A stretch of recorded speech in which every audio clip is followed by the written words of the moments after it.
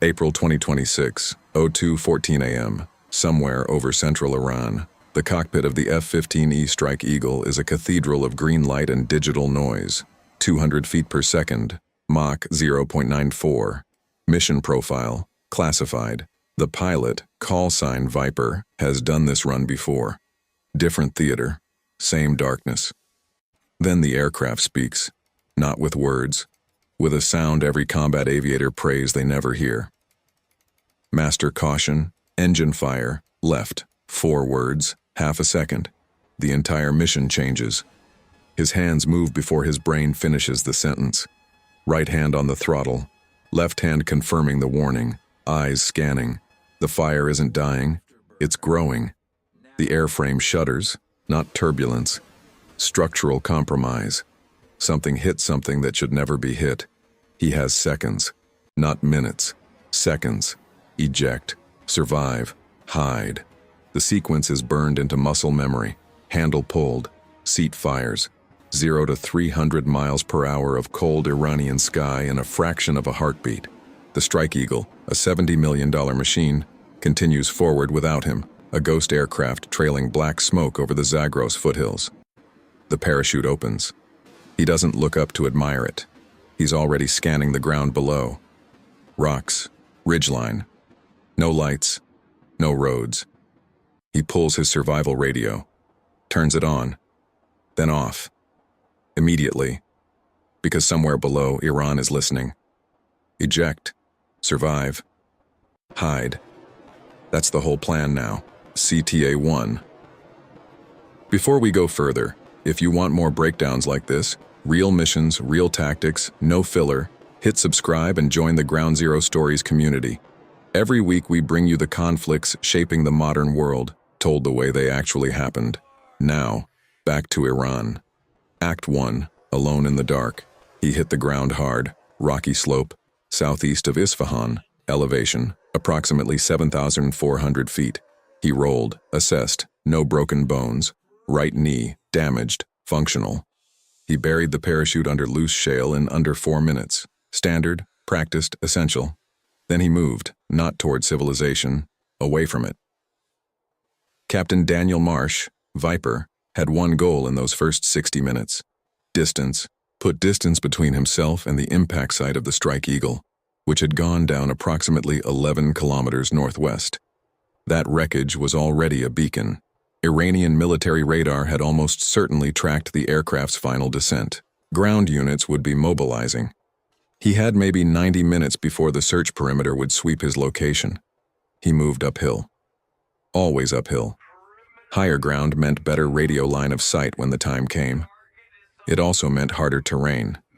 And harder terrain meant Iranian foot patrols would move slower. He didn't run. Running in the dark over shale at altitude breaks ankles. He moved fast and deliberate. Calculated steps. Hands out. Eyes adjusted to starlight. By 4:30 a.m., he had reached a natural rock overhang on the eastern face of a ridge. A hide site. Not comfortable. Effective. He squeezed in, pulled his thermal blanket, the kind that reflects body heat back inward, and lay still, and waited. Below, through the pre-dawn silence, he could hear it, the distant pulse of rotor blades. Iranian military helicopters, 2 of them, sweeping the valley floor with searchlights. They weren't at his altitude yet, but they would be. 48 hours. That's how long the rescue planning window was estimated to take, minimum. 48 hours alone, at altitude, on enemy soil with a damaged knee, limited water, and the entire Iranian military apparatus activating around him. Every sound became a calculation. A falling rock, natural or patrol. Wind through the ravine, cover for approaching footsteps. A distant dog barking in a village 3 kilometers south, irrelevant, or a sign of human movement. Marsh didn't panic. That's not what the training produces. The training produces something colder, a kind of hyper-rational state where fear exists, but it takes a backseat to problem solving. He inventoried his survival kit. Water, 4 liters. Energy bars, 12. Compass, signal mirror, tourniquet, morphine auto-injector, 1 9mm pistol, 3 magazines. The pistol wasn't for fighting off Iranian soldiers. Against a full patrol, it was symbolic. It was for the last option. Every downed pilot knows what the last option means. On hour 36, he risked the radio. 2 seconds. A single burst transmission. A code that meant exactly one thing to the people listening on the American side. God is good. Translation: I am alive. I am evading. Come get me.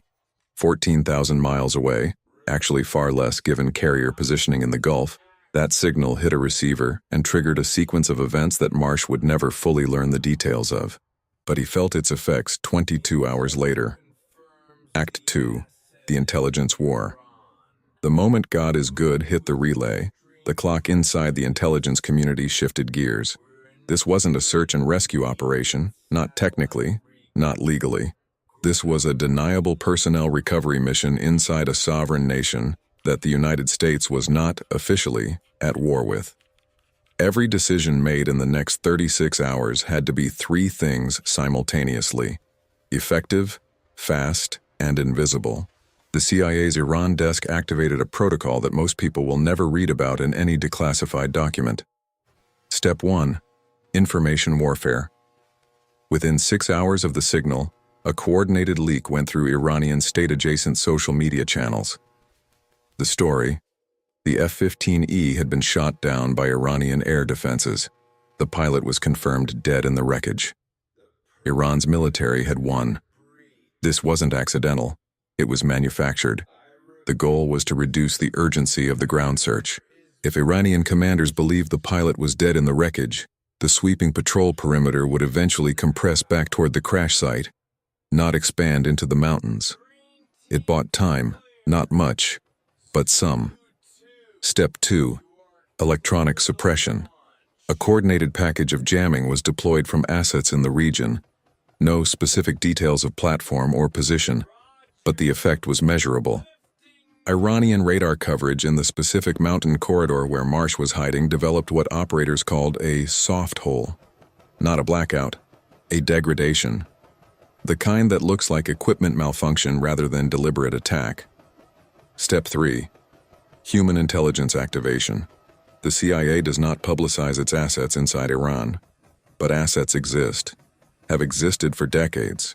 In the 36 hours following the signal, at least one human source provided ground truth information about Iranian patrol schedules in the target area. That information was fed directly into mission planning. The mission planners had a window: small, specific, and closing. 31 hours after the God is good signal, the order was given. Go. ACT-3, the breach. They came in low. Very low. 2 MH-60mm Blackhawks, modified for long-range infiltration, flying nap of the earth across the border in darkness. No transponders, no communication.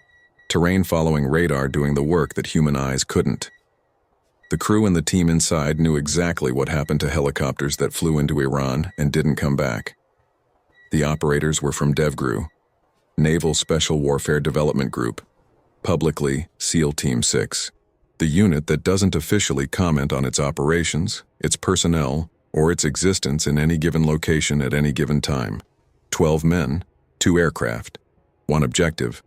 The landing zone was a dry riverbed, approximately 6 kilometers from Marsh's last confirmed position. The intelligence assessment said it was flat enough, hard enough, and remote enough. The assessment was partially right. The Blackhawks touched down at 01:47 a.m. local time. The rotors didn't stop. This was not a comfortable infiltration. Every second on the ground was a second closer to compromise. The team moved fast. A 4-man element pushed toward Marsh's position. The remaining 8 held the perimeter and kept the aircraft ready. The problem: Marsh had moved, not far, but enough. When he heard the distant rotors, he did exactly what his training told him to do. He prepared for the possibility that this was an Iranian deception. He shifted his position slightly, moved to a secondary hide site he had identified 12 hours earlier, and went completely silent. The lead operator made contact via a coded infrared signal, a specific flash sequence that only Marsh's equipment could respond to correctly. It was answered. Wrong ridgeline, slightly north. Adjust, move, Go. They found him at 02:19 a.m., 32 minutes on the ground. Marsh was upright, weapon in hand, eyes forward. Dehydrated, knee swollen, functional. The lead operator's reported words, "Let's go, sir. Birds waiting." Marsh's reported words, 2. Not printable. They moved back to the LZ at a pace that Marsh, with his injured knee, described later as the worst jog of my life. The team flanked him. Nobody carried him. He ran on his own. That matters. That's the culture. You run until you can't. Then someone helps you. He ran the whole way. Act 4, $200 million fire. At 02:31 a.m., the team reached the riverbed. And that's when the mission nearly broke. Both Blackhawks had sunk.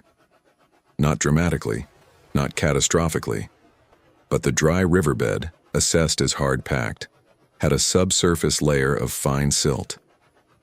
The weight of the aircraft, the rotor downwash, the 30 minutes of sitting, it was enough. The landing gear had settled into the ground, not buried, but stuck. The pilots applied power. The aircraft shuddered, did not lift cleanly. More power. One Blackhawk broke free, climbed, clear. The second, still stuck.